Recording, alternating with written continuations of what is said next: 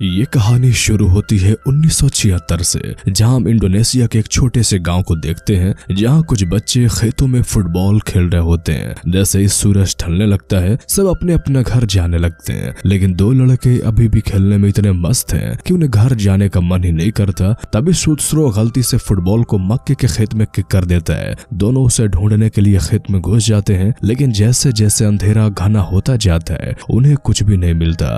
तभी अचानक मक्के के खेत के अंदर से अजीबोगरीब आवाजें आने लगती हैं। दोनों लड़के डरते नहीं हैं, बल्कि और अंदर जाने का फैसला करते हैं। तभी एक लड़की उनके सामने आती है और उनके फुटबॉल को हाथ में पकड़कर खड़ी होती है। फिर वह झट से खेत के अंदर भाग जाती है। सुत्रो बिना कुछ सोचे समझे उसके पीछे दौड़ता है और दूसरा लड़का भी उसके पीछे जाता है, लेकिन जैसे ही वो मक्के के खेत से बाहर निकलता है उसके होश ही उड़ जाते हैं। उसका दोस्त जमीन पे पड़ा हुआ है और वो लड़की उसे बेरहमी से मार रही होती है। ये देखकर वो डर से कांप उठता है और जान बचाकर भागता है। गांव में अब हड़कंप मच जाता है। लोग जलते हुए मशाल लेकर सुत्रो को ढूंढने निकल जाते हैं और आखिरकार नदी के किनारे उसकी लाश मिलता है। अगले दिन मर चुके लड़के के पिता अब्दी के घर पहुंचते हैं और उस पे अपने बेटे की हत्या का आरोप लगाने लगते हैं। वो लड़का बार बार कहता है कि मैंने उसे नहीं मारा, वो एक लड़की थी जिसने उसे मारा, लेकिन कौन मानेगा। सबको लगता है कि वो झूठ बोल रहा है। तभी शब्दो जिसकी एक आंख नहीं है वो वहाँ पे आता है और कहता है कि अब तो सच बोल रहा है। फिर वो बताने लगता है कि ये सब एक 29 साल पुराने शराब का नतीजा है। 1947 में गांव में अमीर जमींदार सोजीमन रहता था, जिसे उसके चाचा उसके जमीन हड़पने के लिए मजबूर कर रहे थे।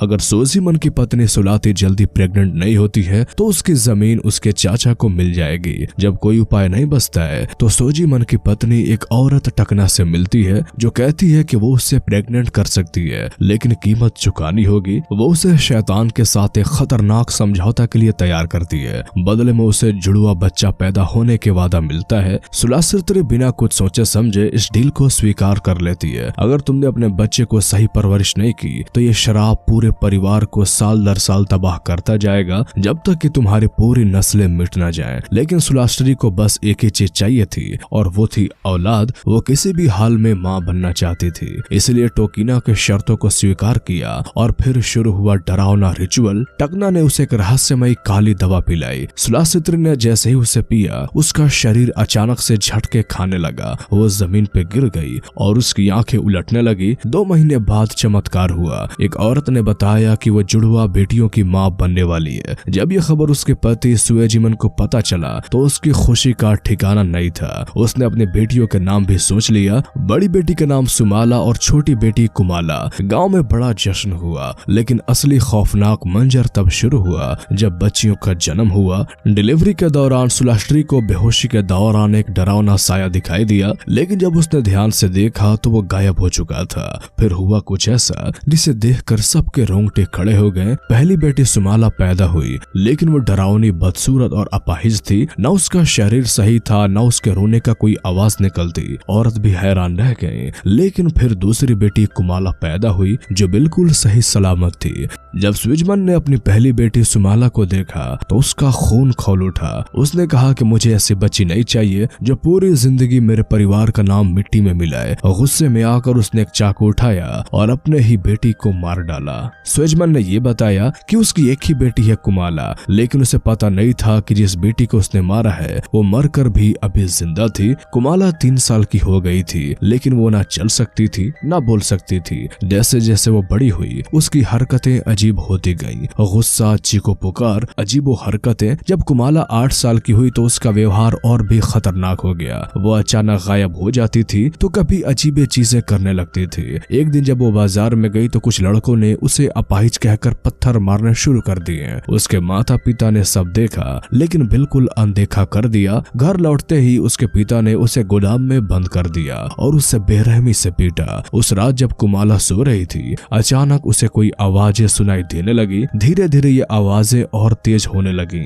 आवाज उसके कपड़ों की अलमीरा से आ रही थी। जैसे उसने अलमारी की तरफ देखा, अलमारी का दरवाजा अपने आप खुल गया। अचानक एक गंजा डरावना सा दिखने वाला बच्ची सामने आ गई। उसकी आंखों में अजीब सी चमक थी और मुस्कान ऐसी कि रूह तक कांप जाए। वो कहती है कि डरो मत, मैं तुम्हारी जुड़वा बहन हूँ, मेरा नाम सुमाला है, मैं तुम्हें नुकसान नहीं पहुंचाऊंगी। कुमाला ये सुनकर बहुत खुश होती है क्योंकि पहली बार उसे कोई अपना कहा था। अब ये सारी चीजें सुनकर अचानक उसके पिता की गुस्सा बढ़ जाती है और उसका गुस्सा 7वें आसमान पर था। वो धड़ाम से दरवाजा खोला और कुमाला के गाल पर चढ़क दिया, लेकिन माँ सुलाश्री को बस देखती रही। बिना कुछ कहे कुमाला की आंखें नम हो गईं, लेकिन उसकी सब्र अब टूट चुकी थी। कुछ देर बाद कुमाला चुपचाप स्टडी रूम में दाखिल हुई। सोजीमन की नजर किताबों में था। तभी सोजीमन ने सिर उठाया, लेकिन सामने जो था उसे देखकर उसकी आंखें फटी की फटी रह गई। कुमाला उसके पास गई और पेन उठाकर सीधा सोजीमन के हाथ में घुसा दिया और अगले ही पल सोजीमन दर्द से चीखने लगा। अगली सुबह सोजीमन ने एक डरावना फैसला किया। उन्होंने कुमाला के हाथ पैर बांध दिए और उसे खेतों में एक लकड़ी के खंबे में बांधकर खड़ा कर दिया। एक पुतले की तरह कुमाला रोती रही, चीखती रही, माफी मांगती रही, लेकिन उसकी माँ सुलसित्री बस खड़ी देखती रही। बिना एक भी आंसू बहाए रात में उसे खंबे से उतार दिया गया। लेकिन जैसे ही सब डिनर करने बैठे तभी कुमाला ने सबके सामने टेबल पे सूसू कर दिया। सुलसित्री ने घृणा के मुंह फेर लिया। पिता का खून खौल उठा। इस बार इसकी पिटाई ऐसी होगी कि जिंदगी भर ये याद रखेगी। लेकिन जैसे ही नौकर उसे मारने आगे बढ़ा तभी कुमाला उस पर अटैक कर देती है। जब सुलाश्री ने धीरे से आईने में झांका और जो देखा तो उसकी रूह कांप गई। अब जो उसकी नौकरानी थी वो कुमाला के पास जाती है। वो सबसे ज्यादा उसे मानती थी। उसके पास आई और प्यार से पूछा, बेटा तू इतना गुस्से में क्यों रहती है? कुमाला बोलती है, गलती मेरी नहीं है, गलती सुमाला की है जो मुझसे ये सब करवाती है। बाहर से गुजर रही उसकी माँ ने जब सुमाला का नाम सुना तो उसकी होश उड़ गई। वो घबराकर सीधे उस टोकीना के पास गई, लेकिन वहां जाकर जो खबर मिली वो दिल दहला देने वाली थी। टोकीना तो पिछले महीने ही मर चुकी थी। अब कोई तुम्हारी मदद नहीं कर सकता। वक्त बीतता गया लेकिन कुमाला की हरकतें और खौफनाक होती चली गईं। अब तो गांव के लड़के भी उसे परेशान करने के लिए बुलाने लगे, लेकिन इस बार जब वो लड़के उसे मजाक बनाने लगे तभी सुमाला जाती है और सभी को भगा देती है। और दूर खड़ी माँ और पिता सब खड़े खड़े देखते रहते। वो एक शब्द भी नहीं बोले। रात में जब कुमाला को फिर से गोदाम में बंद किया गया, गोदाम में खूब अंधेरा था, लेकिन अचानक उसकी आंखें लाल चमकने लगी। उसने सोची अब बहुत हुआ। कुमाला ने एक तेज धारदार चाकू निकाला। उसके होठों पे एक अजीब सी मुस्कान थी और वो चाकू लेकर चली जाती है उसी लड़के के पास जो उससे बुली किया करता था, और कुमाला उस लड़के को मार देती है। सुबह की पहली किरण के साथ ही पूरा गांव हिल गया। खेतों में खून से सनी हुई जमीन और धान के खेत में खड़ा लड़की पर इंसानी सिर सजे हुए थे, जैसे किसी ने इसे भयानक खेल का हिस्सा बना दिया हो। गांव वालों ने पास से देखा तो ये उन्हीं लड़कों के कटे हुए सर थे जिन्होंने कल कुमाला को तंग किया था।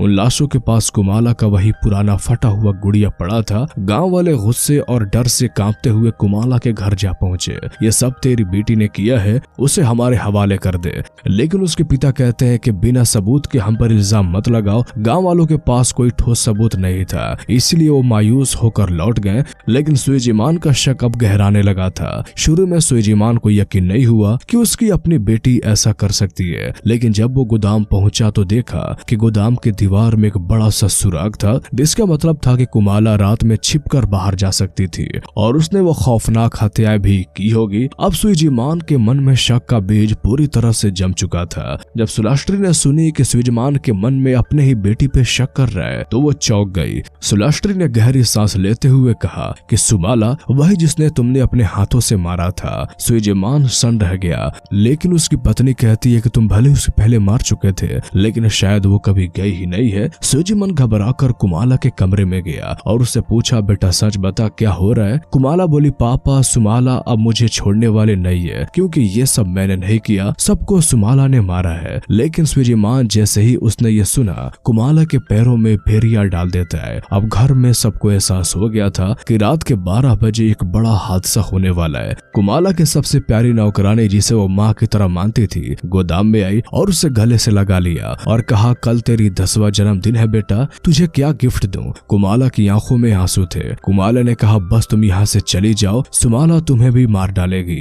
और तभी वो अपने बेटे के साथ चली जाती है। सुइजीमान एक पृष्ठ के पास जाता है। तब वो कहता है कि आज रात 12 बजे जब कुमाला 10 साल की होगी तो सुमाला पूरी तरह उसके शरीर में हावी हो जाएगी। अगर उससे पहले उसे नहीं रोका गया तो कुमाला हमेशा के लिए एक राक्षस बन जाएगी। वो उसे एक पवित्र खंजर निकाल कर देता है और कहता है कि इससे उसके आत्मा को कमजोर किया जा सकता है, लेकिन इसे इस्तेमाल करने का सही समय बस एक ही होगा। सुइजीमान जैसे ही घर पहुंचता है, उसने देखा पूरा घर खून में सना हुआ था। उसकी बीवी सुलास्त्री जमीन पे पड़ी थी। खून से लथपथ सुइजीमान की आंखों में आंसू भर आए। उसने कुमाला को देखा जिसने लहूलुहान कपड़े पहने हुए थे और उसकी आंखें एकदम काली हो चुकी थी। सुइजीमान ने वो पृष्ठ का लिया हुआ खंजर निकाला और कुमाला की तरफ जाने की कोशिश की, लेकिन अचानक सुमाला की आत्मा एक काले धुएं में बदल गई और कुमाला के शरीर के अंदर समा गई। अब ये सिर्फ कुमाला नहीं थी, ये पूरी तरह से सुमाला बन चुकी थी। और फिर उसने सुइजीमान पे अटैक कर दिया। अब सुइजीमान के पास एक ही रास्ता था, गांव वालों को बुलाना। वो पूरी ताकत से चिल्लाया। गांव में कोहराम मच गया था। हर कोई सुमाया को चिल्लाते हुए उसे ढूंढ रहा था। उधर सुइजीमान अपने आखिरी हथियार उठाए, वो पवित्र खंजर, और खुद भी उस आत्मा को खत्म करने के लिए निकल पड़ा।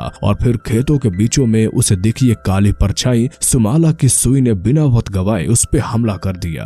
खंजर सीधा सुमाया के पेट में घुसा दिया। सबको लगा कि अब वो खत्म हो गई, लेकिन सुमाला हंसने लगी। उसने सुइजीमान के सीने में खंजर घोंप दिया। सुइजीमान के चीख से पूरा गांव कांप गया। अगली सुबह गांव वालों के खेतों में खौफनाक नजारा दिखा। सुइजीमान का शव एक बड़े से लकड़ी के क्रॉस पे लटका हुआ था। उसकी आंखों में लकड़ी की सुइयां घुसी हुई थी। गांव दहशत में डूब चुका था। वही जो उसकी नौकरानी गांव छोड़कर चली गई थी, वो वापस लौटी। अब वो अकेली नहीं थी। उसका बेटा शब्दो, जो बचपन में सिर्फ एक आंख वाला था, अब वो बड़ा हो चुका था और उसने गांव वालों को आगाह किया कि सुमाला वापस आ चुकी है। और इसी के साथ ये कहानी यहीं पे खत्म हो जाती है। तो कैसी लगी आपको ये मूवीज एक्सप्लेनेशन, हमें कमेंट करके जरूर बताएं। और अगर आप इस तरह के और भी कहानियां सुनना चाहते हैं तो हमारे इस चैनल को सब्सक्राइब कर लें। तो फिर मिलते हैं आपसे अगले वीडियो में। तब तक के लिए गुड बाय।